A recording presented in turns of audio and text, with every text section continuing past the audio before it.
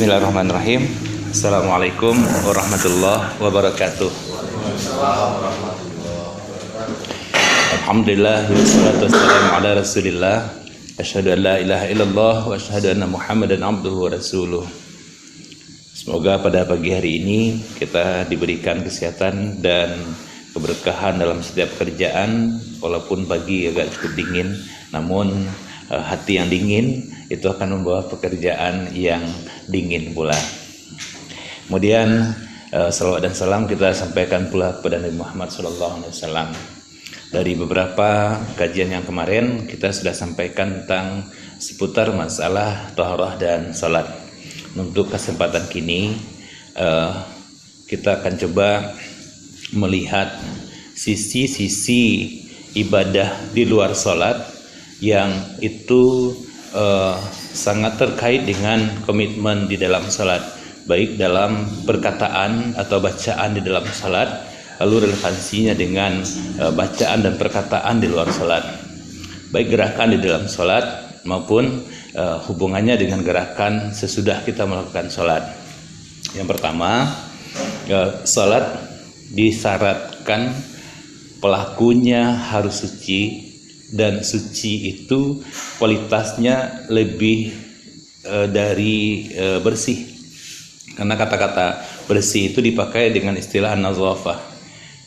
Kalau suci diistilahkan dengan at-tuhur. Jadi kalau ada hadis an-nazafatu minal iman, lalu ada hadis at-tuhuru syatrul iman.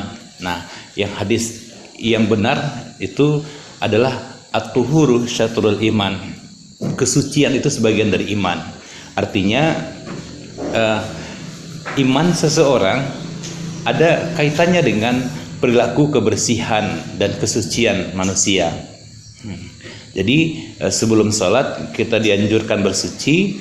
Artinya di luar salat pun kesucian terus dipertahankan. Nah, itu yang pertama. Jadi hidup bersih adalah pelajaran dari salat, pelajaran dari taharah. Kemudian di dalam salat ada imam dan ada persyaratan yang diberikan untuk imam. Yang pertama, ketika ada orang yang sama-sama fasahah, maka siapa yang lebih berhak sebagai imam? Sama-sama fasahah, sama-sama rancak bacaan tuh, dan siapa yang lebih berhak sebagai imam? Di dalam fikih dinyatakan ada persyaratan yang kedua, yaitu lebih alim. Nah, andaikan ada dua orang sama fasahahnya, sama alimnya, kalau bacaannya rancak, pengetahuan fikihnya tinggi, sama orang kok. Nah, siapa yang berhak sebagai imam? Yang lebih dahulu masuk Islam. Kalau tiganya sama-sama masuk Islam, sama fasahah, sama rancak, sama fakih, siapa yang lebih dulu sebagai imam? Baru yang tua. Persyaratan ini memberikan indikasi di dalam kehidupan kita sehari-hari bahwa yang sebagai imam itu tidak selamanya tergantung kepada status tua, tetapi lebih kepada kemampuan. Jadi wajarlah kalau di dalam kehidupan orang yang usianya tua dipimpin oleh orang yang lebih muda, karena pemimpin tidak disyaratkan pada usia, tetapi disyaratkan pada kualitas, pada kepemimpinan. Nah, kalau sama-sama kualitasnya, nama yang lebih dulu berpengalaman, atau itu sama-sama mungkin istilahnya bisa pakai kalau sama-sama orang ko sarjana, gitu kan? Nama yang lebih pengalaman. Yang itu yang diangkat sebagai pemimpin dulu. Kalau sama-sama orang ko nama yang lebih berhak untuk pemimpin, yang lebih bisa membaur, yang lebih disukai oleh jamaah. Jadi persyaratan itu di fikih salat sebenarnya berpengaruh dalam kehidupan sehari-hari. Yang disukai jamaah kok relatif, Ada imam tuh lah memiliki kapasitas yang sama. Lah hampir kok sama sama masuk Islam, sama fakih, sama hafalan bagus, sama tua, sama itu. Saya yang lebih berhak lah. Ada yang kelima, yang paling disukai oleh jamaah.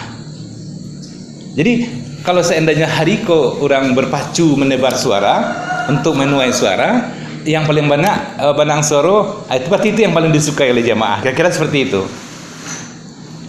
Jadi banyak kaitannya antara bacaan gerakan sholat itu kalau kita tarik hikmah untuk kehidupan sehari-hari banyak sebenarnya. Lalu itu dalam imam, ketika imam itu salah, makmum tidak dibenarkan untuk berdemo. Tidak pernah kan, turun, karena juga kapan turun, tidak seperti itu. Tapi diingatkan dengan tasbih. Nah, kok ke tasbih bacaan kan tidak nyambung tuh. Menurut awak mungkin kalau lu sampai ke situ. Tetapi di dalam Islam ketika ada salah imam membaca, dibaca subhanallah.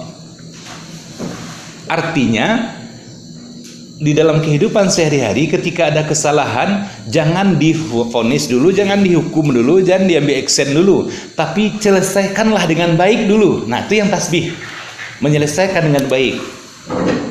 Subhanallah, yang maha suci Allah. Nah, yang kita ini masih banyak kesalahan. Kita tidak akan luput dari salah. Jadi mohonlah kita kepada Tuhan agar menunjukkan kita jalan yang benar.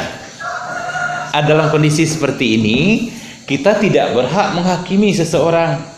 Nah, jadi kalau wabu dalam tengah masyarakat misalnya di tengah-tengah masyarakat ada yang salah dalam kepemimpinan di masyarakat, awak kan beraninya kan pertama dilapor dulu. Ada sonana patangku mangko itulah salah kok iku beredarnya hangat gitu ya. Sehingga istilahnya jadi isu hot lah untuk di level masyarakat. Itu cara yang tidak dibenarkan dalam pendidikan sholat. Dalam pendidikan sholat itu yang harus diutamakan adalah subhanallah. Yang berhasilnya baca dulu. Sian itu kesalahannya mangko biko yang batu ini dulu.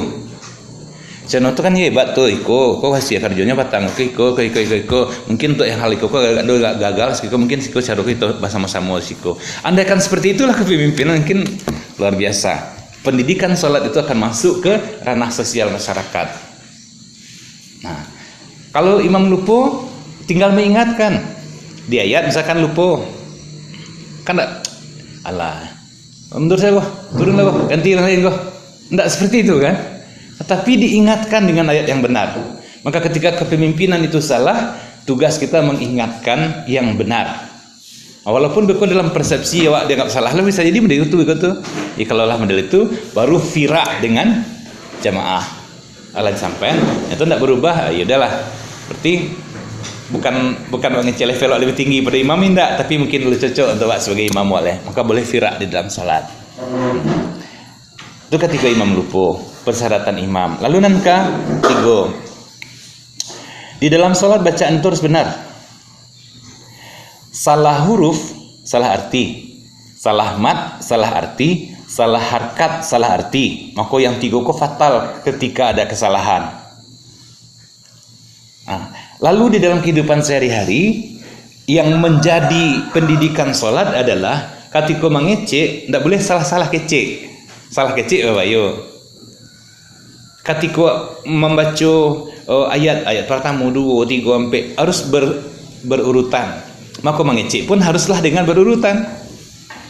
Orang yang berbicaranya terurut, terstruktur, pasti akan lebih enak untuk kita nikmati pembicaraannya ketimbang pembicaraan lencek-lencek. Kini kiko atau lama lencek lo kentor pindah hal itu. Allah bingung orang menganalisa, memahami kecewa. Nah, jadi dengan pendidikan bacaan-bacaan di dalam salat mengajarkan kita untuk berbahasa terstruktur di luar salat. Walaupun itu tidak mudah untuk diterapkan, tetapi kita harus belajar dari pendidikan salat. Kemudian bacaan yang lurus mendidik manusia untuk juga berkata lebih lurus. Tidak ada kebohongan di dalam bacaan, maka janganlah ada juga kebohongan di luar kita salat, di tengah-tengah kehidupan kita. Bicaralah dengan jujur, karena kejujuran itu ada di dalam bacaan-bacaan salat. Kebenaran itu ada dalam bacaan-bacaan salat. Dan tak boleh ada satu bacaan pun yang kita sampaikan di dalam salat kalau tidak dengan bacaan salat, sekalipun satu huruf. Walaupun beko mengecek cuma huruf yo atau a, bu nani serang sembahyang. Akan c huruf. C huruf itu membatalkan salat. Nah, jadi segala sesuatu yang kita katakan ada aturan. Maka berucaplah sesuai dengan aturan, berkatalah sesuai dengan aturan. Mungkin dalam hadis Nabi perlu stressing lo sekete. Kalau kang ngecek itu biqadari uqulihim. Nah, itu kecek Nabi sesuai dengan kadar penerima pembicara. Kalau orang tak ngerti pakai istilah bahasa Inggris itu tak ngerti orang doh. Pakailah istilah-istilah Arab orang tak ngerti, itu tidak ada manfaat doh. Nah, artinya berbicara itu sesuai dengan kemampuan daya dengar dari audien. Itu yang kelima. Yang keempat lagi, ketika kita sholat tidak dibenarkan melihat kemana-mana, fokus ke tempat sujud. Nah, itu mendedikasikan bahwa kita harus orang yang khusyuk, yang tadarruk. Dia tidak usah mencari ngak-ngak gitu. Dalam kehidupan sehari-hari, orang baso no, mana kuala no jelek jangan gadang, untuk nih, no jangan gadang tu ketinggi pina mana kuala jelek jangan gadang. Berarti sikap seperti itu ditransfer dari solat yang harusnya melihat ke tempat sujud, maka harus mencari ke bawah. Tidak mencari kate, tidak lo mencari kan. Pencarian seseorang kok kan bisa menangkap dia orang kok sombong orang kok rendah hati orang kok dengan gayanya mencari, dengan gayanya berjalan bisa kan mendeteksi dengan jiwa masing-masing. Maka salat mendidik kita untuk lebih tunduk, tidak untuk membangga-banggakan gitu. Nah, itu dari sisi kita salat dianjurkan untuk tidak melihat kemana-mana, harus ke tempat sujud agar kita lebih bisa melihat ke bawah. Jangan banyak lihat ke atas, kelimpanan matu adinyo. Kecuali kalau dalam hal ibadah boleh. Kalau dalam hal masalah urusan duniawi, celah yang ke bawah. Masih banyak anak bangsa pada masih banyak anak kurang bermartabat pada mungkin masih banyak yang lagi apes, lagi sial daripada dengan mencari ke bawah, kita akan merasa bahwa nikmat Allah sudah luar biasa yang diberikan kepada kita. Kemudian doa di dalam salat itu ada doa untuk surang dan doa untuk bersama. Nah, contohnya untuk surang itu dari inna salati wa nusuki itu telah untuk awak dengan doa titah. Di Al-Fatihah ada untuk bersama. Mulai dari iyyaka na'budu wa iyyaka nasta'in. Itulah bersama. Jadi satu orang manusia tidak hanya berlaku egois dengan dirinya, tetapi juga memperhatikan lingkungan sekitarnya. Makanya ihdinas siratal mustaqim siratal ladzina an'amta 'alaihim ya saudaranya minta atas nama kami, bukan atas nama pribadi tapi atas nama bersama. Makanya pakai ihdina. Adalah untuk pribadi lahi, rabbi firli warhamni wajburni warfa'ni, 8 untuk awak gitu. Maka permintaan pribadi itu tidak mengatasnamakan semua, iya enggak, tapi itulah kebutuhan pribadi. Jadi kita hidup di atas dunia, ada yang hidup secara pribadi dan ada yang hidup secara bersama-sama. Tidak bisa hanya pribadi saya yang pikirkan, sementara yang lain tidak kita pikirkan. Itu dalam sisi doa. Kemudian ada yang jahar, ada yang sir. Kan tidak saudaranya harus jahar doh. Tidak saudaranya sir doh.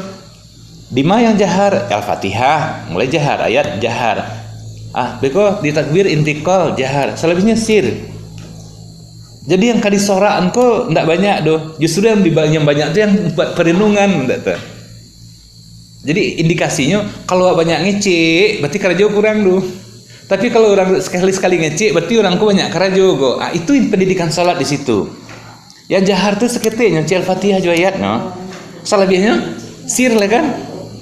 Yang kali soraan tuh sekete harusnya dalam hidup itu. Tidak sorak-sorak terus tapi action harus lebih banyak. Bila soraknya ada di takbir intikal, Allahu Akbar, sami Allah liman hamidah. Masuk tu enggak banyak tu kan sekepnya. Allahu Akbar segitunya. Jadi sorak tu di antara satu masyarakat itu tidak boleh banyak sebenarnya.